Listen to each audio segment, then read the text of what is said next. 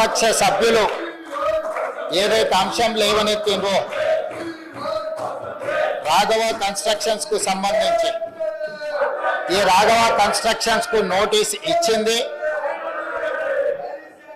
దీనికి సంబంధించి చర్యలు తీసుకోమన్నది. దీనికి సంబంధించిన చర్యలు తీసుకున్న తర్వాత సినరీ ఛార్జ్ కింద 1,52,97,825 రూపాయలు, అదేవిధంగా పర్మిట్ ఫీ కింద 1,22,25,446 రూపాయలు Raghava constructions India private limited నుంచి ప్రభుత్వం మైనింగ్ శాఖ ఈరోజు వాళ్ళ దగ్గర పన్నులు కట్టించుకోవడం జరిగింది. అయితే ఈరోజు సభ్యులు ఏదైతే సహచర మంత్రివర్గ సభ్యులు పేరు తీసుకొని లేదా వాళ్ళకు సంబంధించిన కంపెనీ ఇది అని ఏదైతే చర్చలు చేస్తున్నారో అధ్యక్ష, ఇది వాళ్ళు కనిపెట్టి లేకపోతే వాళ్ళు ఫిర్యాదు చేస్తే తీసుకున్న చర్య కాదు అధ్యక్ష.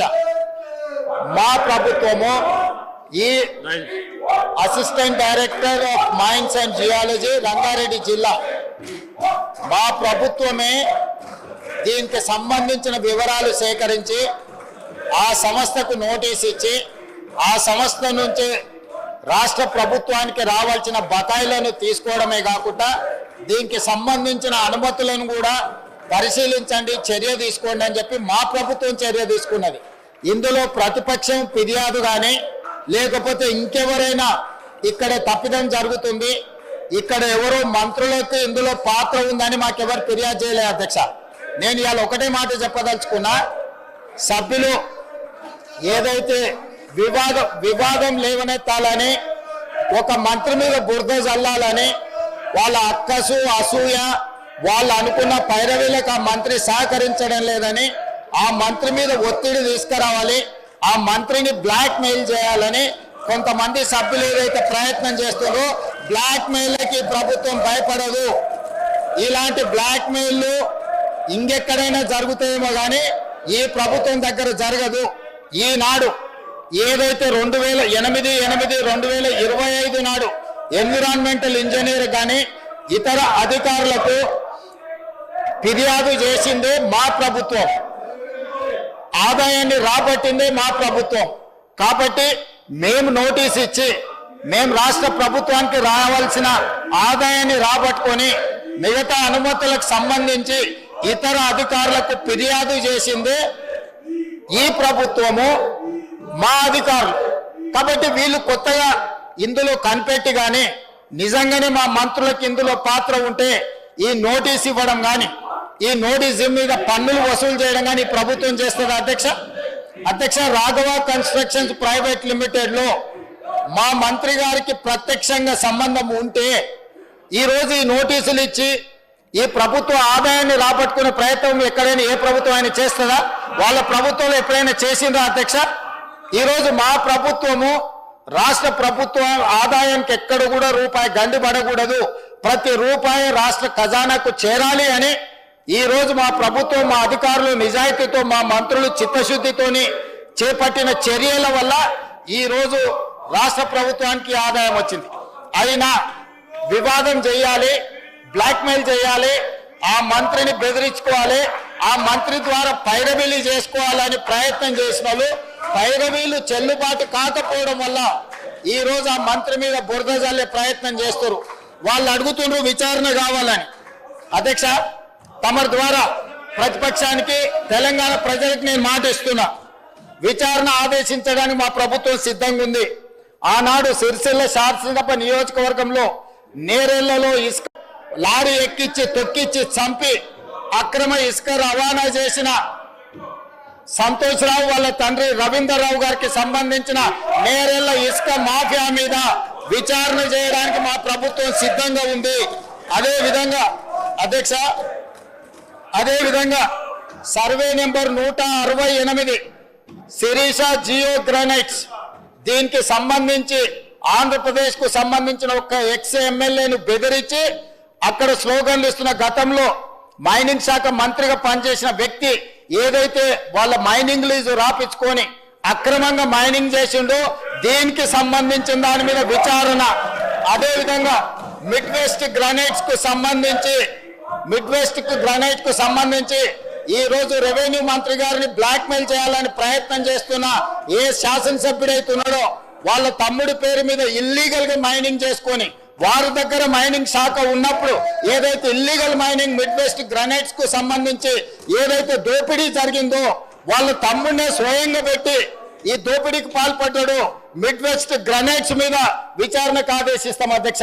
అదేవిధంగా అధ్యక్ష, శ్వేత గ్రానైట్స్ గంగుల కమలాకర్ గారు శాసనసభ్యులు మాజీ మంత్రి వాళ్ళ కుటుంబ సభ్యులకు సంబంధించి అక్రమ మైనింగ్ జరిగిందని ఈ రోజు రాష్ట్ర ప్రభుత్వం విజిలెన్స్ అండ్ ఎన్ఫోర్స్మెంట్ నివేదికనే కాదు ఈడీ ఎంక్వైరీ కూడా జరుగుతుంది.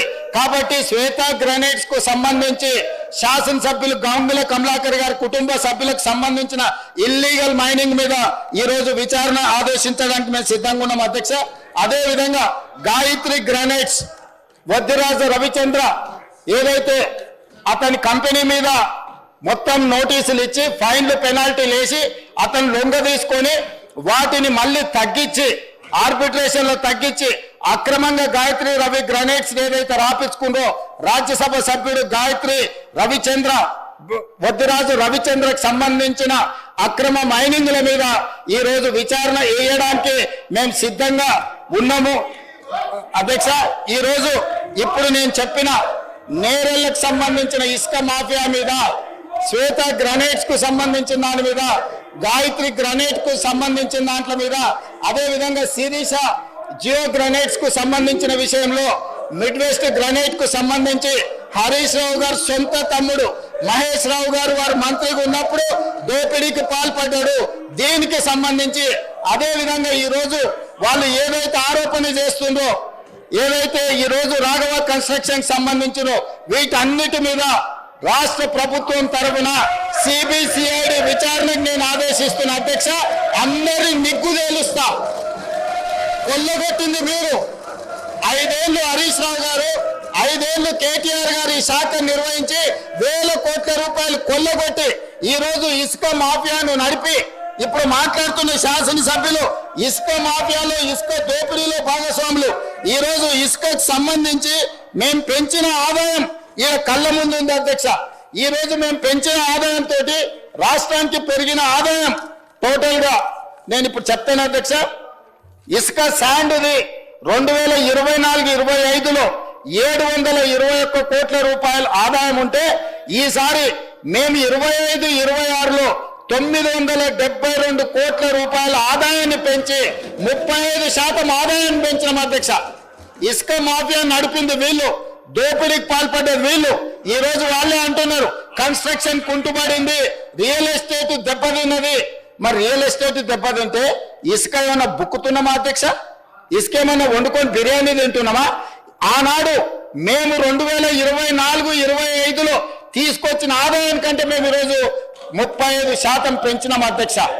రియల్ ఎస్టేట్ కన్స్ట్రక్షన్ పడిపోయినప్పుడు ఆదాయం పెరిగిందంటే సంవత్సరానికి 1000 కోట్ల రూపాయలు కేవలం ఇసుకల్నే. హరీష్ రావు గారు, కేటీఆర్ గారు ఈ దోపిడీకి పాల్పడి ఈ మాఫియాకు నాయకత్వం వహించింది హరీష్ రావు గారు, కేటీఆర్ గారు. మొదట్లో హరీష్ రావు గారి దగ్గర ఉండే శాఖ ఆయన అడ్డగోలుగా దోపిడీకి పాల్పడుతున్నాయని కేసీఆర్ గారు ఆ శాఖను తొలగించి కొడుకు అల్లుడు మధ్యలో పంచాయతీ పడితే పంచాయతీ దించడానికి హరీష్ రావు గారి దగ్గర ఉన్న శాఖను తీసుకెళ్లి కేటీఆర్కి ఇచ్చాడు. కేటీఆర్ దోసుకోవడానికి అవకాశం ఇచ్చాడు. అందుకే అధ్యక్ష ఈ రోజు ఒక్కటే మాట నేను చెప్పదలుచుకున్నా. జూన్ 2, 2014 నుంచి ఈ రోజు వరకు ఇచ్చిన మైనింగ్ లీజుల మీద జరిగిన అక్రమాల మీద ప్రధానంగా ఇప్పుడు ఏవైతే సంస్థల గురించి, ఏదైతే అక్రమ మైనింగ్ల గురించి ఏదైతే నేను ప్రస్తావించనో దీనికి సంబంధించి పూర్తి స్థాయిలో మన సిబిసిఐడి విచారణ చేసి ఇదే సభ వచ్చే సమావేశాలలో నివేదిక మొత్తం ఈ సభలో ప్రవేశపెడతాం అధ్యక్ష. ఇవాళ వాళ్ళ దొంగతనాలకు కట్టుబడుతుందని, ఇవాళ వాళ్ళ దోపిడీని నిలువరించి ఇసుకలో ఆదాయాన్ని పెంచి మైనింగ్ లో ఆదాయాన్ని పెంచితే ఈ రాష్ట్ర ప్రభుత్వానికి మంచి పేరు వచ్చి గత 10 సంవత్సరాలు వాళ్ళు పాల్పడ్డ దోపిడీ ప్రజలకు అర్థమవుతుందని చెప్పి ఈ ప్రభుత్వం మీద బురద చల్లడానికి లొంగని మంత్రుల మీద ఆరోపణలు చేయడానికి ప్రయత్నం చేస్తారు.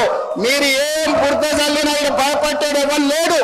ఇవాళ మీరు మాట్లాడుతున్న ఈ నోటీస్ మేమిచ్చింది, ఆదాయం మేం రాబట్టింది, మీరేం కనిపెట్టలే, మీరేం ఫిర్యాదు చేయలే. మా అధికారులు మా ప్రభుత్వం నిజాయితీగా పనిచేయబట్టే ఈ రోజు ఎవరున్నా కూడా దీని మీద విచారణకు ఆదేశించినాం. నేను ఈ రోజు వాళ్ళు ఉన్నారు వీళ్ళు ఉన్నారు మంత్రులు ఉన్నారని ఉన్నా లేకున్నా వాళ్ళ పేర్లు తీసుకొని వాళ్ళ మీద బురద చల్లి మానసికంగా వాళ్ళని ఒత్తిడి చేసి బ్లాక్మెయిల్ చేసి భూములు రాపించుకుందామనే ఇట్లాంటి పప్పులు ఉడకవు అధ్యక్ష.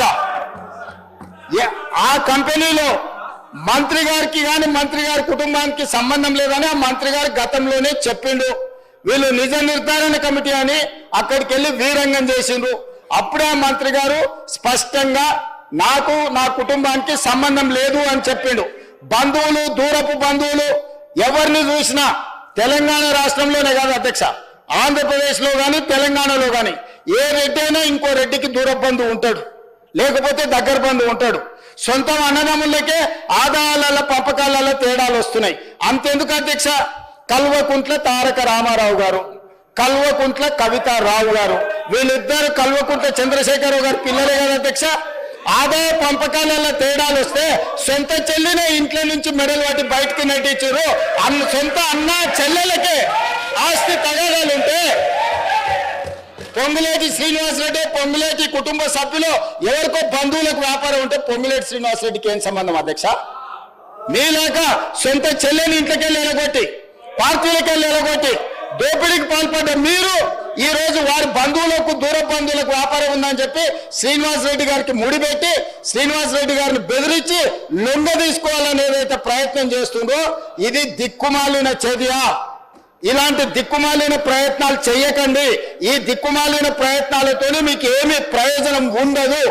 కాబట్టి నిక్కచ్చిగా ఈ ఇసుక మాఫియాలో కానీ లీజుల మాఫియాలో కానీ గతంలో ఫైన్లు పెనాల్టీలు వేసి వాటిని తగ్గించి వాళ్ళని పార్టీలోకి చేర్చుకొని తిరిగి మళ్ళీ తొలగించాలని చేసిన ప్రయత్నాలన్నిటిని కూడా ఈ విచారణ ద్వారా నిగ్గు తేలుస్తాం, ఒక్కరొక్కరి సంగతి చూస్తామని చెప్పి తమ ద్వారా తెలియజేయదలుచుకున్న అధ్యక్ష.